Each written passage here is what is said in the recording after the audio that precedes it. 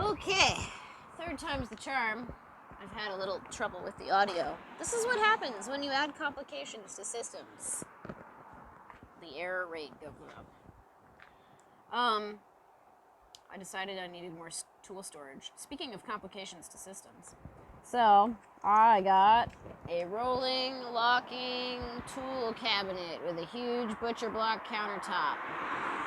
I'm happy with it. I cut the countertop in half so we could use it a little bit more effectively.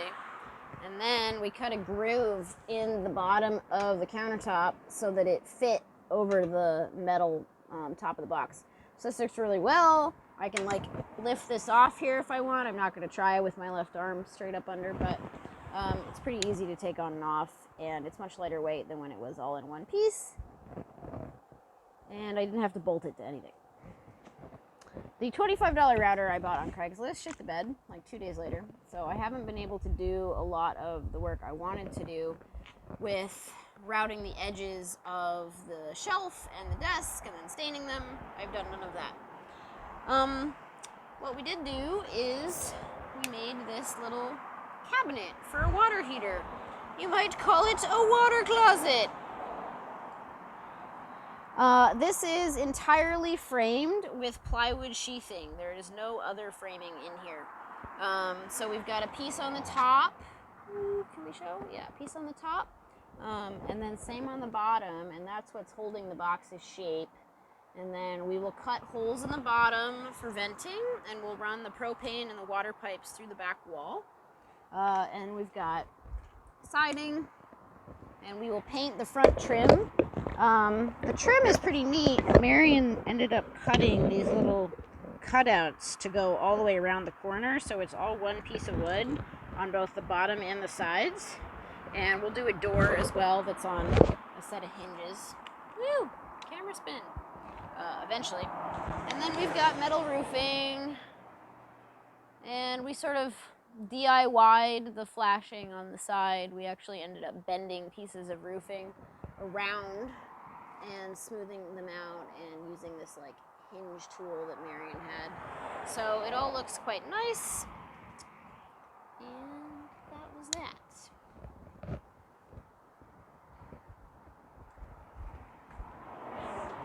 Did some putty on this box, did some sanding, needs to do a little bit more sanding, and then I'll paint all that black and it'll fade right in. And then today, all by myself, I got up on a ladder and I installed a second camera. And yeah, I marked holes and drilled pilot holes and put the camera in and pointed it in the right place, and seems pretty solid and sturdy and is connected to the right app, so it looks like I did everything right, at least so far. Pretty proud of that. Not a whole lot different in the house. Oof. Except that I have acquired Unistrut. So this thing is 10 feet long, woo, all the way down, and has these enormous holes in it, and is 2 inches thick. So it's heavy, and it's gonna go up against the rafters all the way across the ceiling. Woo! And I'm going to attach it with L brackets against the sides of the rafters inside the ceiling, and then I will bolt those through the rafters and bolt them down through the Unistrut, and that will enable me to hang things or people from the Unistrut.